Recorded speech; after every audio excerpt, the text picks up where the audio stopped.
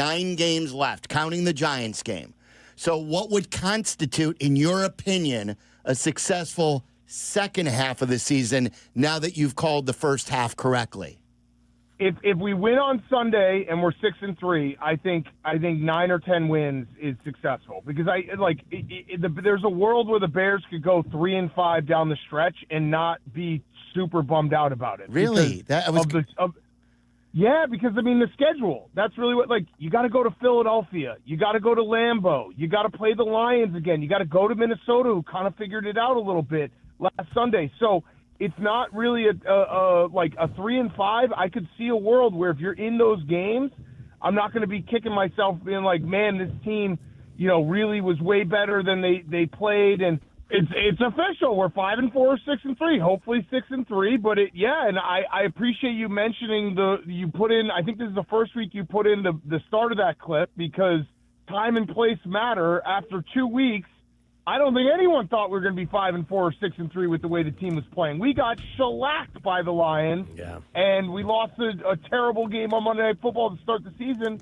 And now this team, they're not good. They are not good yet. I'm not going to sit here. That's right. We do this every week. I'm not ready to say it. This defense is so bad and so injured, but it's the culture. People have been asking me, why are you so calm with this Bears team? It's because of Ben Johnson. That's it. I don't know. They probably won't go to the playoff this year, but I'm okay, because Ben Johnson is the guy, and whatever he says, I follow. He's at the wheel. It's like a family trip. If my mom's driving, we're in a ditch. Oh, really? With my dad driving, the general behind the wheel, I know we're going to get there. We're going to get there safe. We're going to get there in quality time. He's behind the wheel. No stops. No stops. No, if Dad's driving, you get no stops. That's right. Wear a diaper. You got to hold it in. Wear a diaper. Yeah. That's what you had your daughter do. Yeah, I did. Yeah. Do you know this story, Big Cat? Unfortunately, I think she was 5 at the time. I didn't want to stop. Yeah, so I had my 5-year-old at the time put on her sister's diaper. Maybe she had to be older, because there's 5.5 years between them. Yeah, so. She was definitely older, I remember. Yeah, it was. I'm trying to make myself feel better here. Maybe she was 10, and I made her put a diaper on. Hey, you made incredible time, did you not? No doubt. And we got there safe. That's all. Is that that's all that matters. I'm never going to win Father of the Year, okay? I mean, that's out the window. Big Cat, what is it about, us as guys especially, where my dad was notorious at this. I told the story at his funeral that, hey, he would always say, we made good time. It was a huge feather in his cap if we made good time anywhere. I said the same thing to Tyler when I dropped him off at his apartment after driving back from Cincinnati. I looked at him and I said, kid, we made good time. And I said, as we're driving, I was like, hey, do you need to eat or anything? Nope, let's just go. I think I can make it all the way home. It's all about the small victories in life. You got to enjoy those. If the trip says 4 hours, you do it in 3:45. You made great time. If you get a parking spot right in front of a store you're going to or a bar, those are the little victories you got to take in life. That you got to enjoy them. You got to cherish them. You're 100% right. If the time on the navigation says 4 hours and you make it in 3:45 or 3:50, it's like you won the Super Bowl. It's like you won the Super Bowl. It's the best. It's the best feeling in the world. All right, so how would you define this Bears team? Sylvie asked the question, are they good? And I had the Bear goggles on, and I said, they've won 5 of 6. They're 5-3. They're not perfect, but they're good. And then I recanted my vote and said they're went back. You know what? No, they're average, but I like the direction they're heading. Yeah, they're not good. No, you're right. And I don't say that in a mean way. Right. I just think that we know this team. There are a lot of flaws with this team. The defense is a major concern. Joe Flacco is 41 years old and put up 470 yards. That was a joke. The special teams was a joke. The offense had a little bit of time where, we still haven't figured out the red zone. I like that Ben Johnson was like, hey, we're going to figure out this red zone. And it might take 4 guys throwing a pass. It might take weird trick plays, but we're going to score touchdowns, not field goals. I thought that was Ben Johnson's best game as a coach on Sunday. And we're not good, but we're we're somewhere around average, and we're better than the bad teams, and we can scrap with some of the good teams. So, like look at the NFC. Are we the Seahawks? No. Are we the Rams? No. Are we the Packers, who just did lose to the Panthers? But that's a different story. But there's some teams ahead of us that are you just confidently can say we're not as good as. Yeah. But the whole gateway and all this was leading up to looking at the schedule, knowing the back half of the schedule is some really tough games, and if you can scratch and claw and find a way to 6-3, you now have a puncher's chance to potentially tread water and be in that playoff picture come late December. And that's all I was kind of asking for this season. Is give me a shot in weeks 17 and 18 to control our destiny and win a couple games to get in. And I think that if you're 6-3, especially if you're 6-3 and we win on Sunday, you now have a chance where you can conceivably finish the season at what 4 and what would that be 4 and 4, 4 and 5? Yeah, that's what I was going to ask you that. Big Cat, what would 4 and 4, 4 and 4, 4 and 4? Oh, after the Giants game, you're counting the Giants game. So I was going to ask you from here on out. There are 9 games left, counting the Giants game. So what would constitute, in your opinion, a successful second half of the season now that you've called the first half correctly? If we win on Sunday and we're 6-3, I think 9 or 10 wins is successful, because there's a world where the Bears could go 3-5 down the stretch and not be super bummed out about it. Really? Yeah, because the schedule. That's really what you got to go to Philadelphia, you got to go to Lambeau, you got to play the Lions again, you got to go to Minnesota, who kind of figured it out a little bit last Sunday. So it's not really a 3-5. I could see a world where if you're in those games, I'm not going to be kicking myself being like, man, this team, really was way better than they played. And I'll say, hey, look, that was an awesome first season for Ben Johnson, and they had a really tough schedule, and they were fighting till the last bit, and they were in the playoff hunt all the way through December, which has not happened in a very long time. So I think it's all about perspective. And again, it goes back to Ben Johnson's at the wheel. So I'm cool. What I think there's going to be a lot of things that change in the offseason, and he's going to put his fingerprint on a lot of things, and that's when the Bears can take off. Well, he's had the answer to a lot of questions, and they've solved some problems.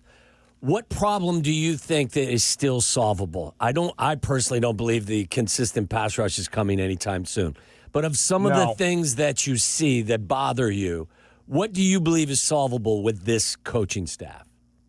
I think it's red zone. And I think, Colson Loveland having his breakout game, I think red zone is the solvable thing with this team, where if they can figure out a way to get tick back up to, a 60-70% touchdown rate when they get in there, whatever the really good red zone rate is, I don't even know. But I know that before the Bengals game, we had gone below 50%, which is bad. So I think that that's really the answer. Is you're not going to be able to solve this defense this year. The personnel, especially with the guys on IR and the guys who aren't playing, we have a great team that's not playing right now, especially in the secondary. So you're not going to get a lot of solutions on the defense. So can you start outscoring teams? Can you start putting major points on the board, start scoring in the high 20s, 30s every game? Because then you have a chance. Because, we've seen the one thing this defense can do is take the ball away. And when the takeaways happen, you now can win games in the high 20s with the defense that is giving up a ton of yards and a ton of points. Just real quick, the top 10 red zone efficiency teams this year are all 65% and higher. And the Eagles lead the way at 85%, which doesn't surprise me. Because of the tush push? Yeah, so I was right around it. Yeah, so if we can get in that 70% range, I think we will see that, that's the solvable thing, where it's using Colson Loveland more in the red zone, figuring out a way to keep running the football well. These are the things where you get into look at our losses, some of our losses, that Ravens game. If the Bears score 2 touchdowns to start the game, that's a different game. The Vikings game, we left points on the board. There's certain times where we just left points on the board that you look back and you're the defense did as best as they can given the circumstances. It's kind of on the offense. And that's what I loved about the game on Sunday is the defense has won us some games. You know what I mean? They won us the Commanders game with taking the ball away, the Saints game, the Raiders game. This was an offensive win. The offense stepped up and kept answering the bell when they needed to, and that drive at the end was awesome. And I know that like people just love bashing Caleb. If you watch that last drive and you are saying anything other than Caleb was incredible, you're just a blind hater that will never like the guy. I mean, he's got, like Waddle was saying when he watched the tape, that he's just a playmaker. And he's got that gene, Big Cat, like when the game is on the line, he does rise to the occasion rather than wilt. Right. Remember, I mean, how many times have we watched the same scenario happen with Justin Fields or Mitch, where it's like, all right, you got the ball at the 2 minutes left and you need a score. Do you think you have any chance of winning that game? No. Heck no. Now I do. Yeah. Now I'm like, hey, there's a chance. And the scramble he made and the pass, because I know it's a lot about Colson Loveland, who had an incredible game, and I'm really happy for him because, the stupid people online saying, oh, Tyler Warren, look what he's done. That is just dumb. Whatever. They're 10 games into their rookie career, and it was an incredible play by Colson Loveland to keep his feet and have guys bounce off him. That throw was incredible. Like, that was an absolute rocket in the middle of the field with 4 defenders around him. That's a primetime player throw that you just got to give Caleb gets a lot of criticism. We need to be equal with the praise when he does something like that. All right, so I'm going to do 2 sets of power rankings with you. This is usually Waddle during Waddle's world, where he always goes to the power rankings. I want both of you at first. I got more power rankings today for you. Power rank the quarterback class in the first round of 2024. Right, as of now, right now. As teams fluctuate week in and week out, they go up, they go down. Same can be true with quarterback. As of right now, power rank the 2024 quarterback class in the first round. Well, as of right now, you can't rank Jaden Daniels, right? Because he's hurt. Well, you can. I mean, he did. I mean, no, he's not on the field. He's not on the field. Well, he was last week, but I think that's a cop out because I think that's interesting where you would put him and Caleb. Okay, so I probably would say we're probably still coming in around 4. So it's probably a combo of Drake May, Jaden Daniels, and Bo Nix. And I'm not as big of a Bo Lever as some people. I'm not either. Although he is a little bit, like I was saying it, and people were taking offense to it, but he's like a Tebow 2.0. Obviously, way better passer than Tebow, but the guy just will play like garbage for 2 or 3 quarters, and then the fourth quarter comes around, and he's the best quarterback I've ever seen in my life. So. Yeah, something's going on with that. So I think Caleb's probably 4. Yeah, I mean, he's Bo Nix is hard to get your brain around. I mean, he's got a great coach, obviously, and Sean Payton, but he completes 61% of his passes. He does have 17 touchdowns, but 6 interceptions, and he's got an 88.5 rating. And you see, you're right, Big Cat, moments of brilliance, but there are stretches of 2.5, 3 quarters where you're just like, I really don't like how he plays. So I would say, the listen, game on Sunday. Yeah, the game on Sunday, he was 1 for 7 for 3 yards and a pick halfway through the second quarter. Yeah, I mean, what is this? Look, he played like garbage the first 3 quarters of that game against the Giants that they miraculously won. I would say Drake May is by far at 1. I would still say Jaden Daniels would be 2. Mm-hmm. Statistically, you'd have to put Bo Nix ahead of Caleb, but with your eyes? But my eyes like Caleb more than Bo Nix. That's how I would go. I would put Caleb 3rd. I also think that the important part of the power rankings is that it's gotten closer than people have realized. Remember last year it was just, Jaden Daniels is 10 times the quarterback that Caleb Williams is. And by the way, Big Cat, Bo Nix has been in the same system now for 2 years with one of the better offensive minds in the game. Like, this is Caleb's second system in 2 years. So I think you have to my eyes tell me Caleb ahead of Bo Nix. So I would say May. I would take him over. Yeah, I'd take him over Bo Nix. Yeah. I would agree with that. Okay, second set of power rankings. Power rank the coaches in the NFC North because this came up with the ESPN Milwaukee's really questioning LaFleur these days. So how would you power rank the head coaches in the NFC North? Oh man, I mean, I think Ben Johnson's 2, but I think that's probably crazy. People will probably call me crazy for that, but I do. I think it's Dan Campbell 1, Ben Johnson 2. I think probably Matt LaFleur 3, and then Kevin O'Connell 4. Yeah, people are going to say that's crazy. Yeah, Kevin O'Connell is one of our favorites, at least for me. He's a really good. These are all really good coaches. It's crazy, the NFC North, the coaching that is happening right now, and that's really, like, more than anything, the calmness of this season is like, when have we ever felt like we have a coaching advantage or we're on par when you kick off a game? And Ben Johnson gives you that confidence. But yeah, I mean, obviously, it's probably from an outsider, it's probably still Ben Johnson 4 because he hasn't done it. You know what I mean? You got to go win a playoff game. I was going to say 3 or 4, but I'm happy being in 3rd or 4th place at this point. And I think that I put my money on that over time he will rise quickly. But you're right, Big Cat. I mean, he's only coached 8 games in the National Football League as a head coach. Right, and I think if you power rank the divisions, NFC North would be a clear 1 in coaching. Like, think about this: I would trade if every team in the NFC South could trade coaches with the NFC North team. I think they would do it.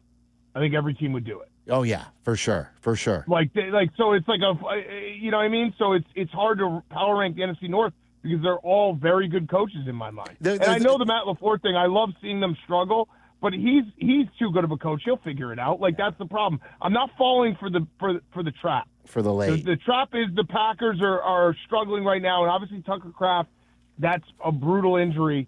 I'm not falling for the trap though. They're gonna start ripping off wins in everyone's face, and I'm not gonna fall for it. I love Dan Campbell, but can you make an argument if you take coordinators out of it that you'd still rather have Ben Johnson than Dan Campbell?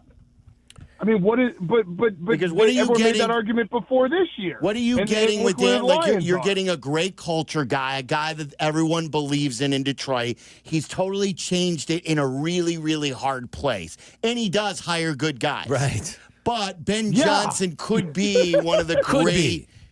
He could be one. Well, we know he's one of the great offensive coordinators. Yes, one of the great play callers already. But 8 games in, I still have to defer to Dan Campbell until Ben does it, and I believe Ben will do it. And I believe when we have this conversation 2 years from now, Ben's going to be at the top of the list. I agree with that. And Silvy, you kind of stumbled around your words. What you meant to say was, if you take out Dan Campbell's culture changing, his ability to hire guys, his ability to get teams ready, his ability to get teams to play tough, he's not very good coach. That's right. Exactly. Could not have said it better myself. I don't know why. I've always been a fan of LaFleur. I mean, Me not too, as a Packer guy, but I think he's a really good coach. I'm souring on him because he's always got a sour puss on his face. He's always got that sour look. Yeah, well, I have a theory, too. I think that when you lose with your throwback uniforms, it's like a double loss because you just look ridiculous doing it. So I think that might have had something to do with it, too. Like, that game, it just looked ridiculous that the Panthers were losing that game. Well, like when the Bears lost in 94 to the Packers in those hideous horrible uniforms. Yeah, awful. They're just so stupid. So bad. I hate the throwback uniforms. I think there's certain ones that are great. Like the Giants are wearing their throwback helmets this weekend. They should wear them every single the one that says Giants on the sideline, on the side of the helmet. Oh, there are certain uniforms that are just so good that should just be the consistent. I don't like the 1920s uniforms. What's the best uniform other than the Bears traditional? Is it the Chargers? The Chargers, we were talking about creamsicle, also Kelly from Tampa Green. Bay. The Seattle old school jersey's not bad. Seattle's good. Kelly Green, though. Kelly Green's the answer. The Eagles, Kelly Green. Oh, really? Really? I would go with they Chargers. don't lose to them either. Yeah, that is a good thing. I wish we had a uniform that we didn't lose in.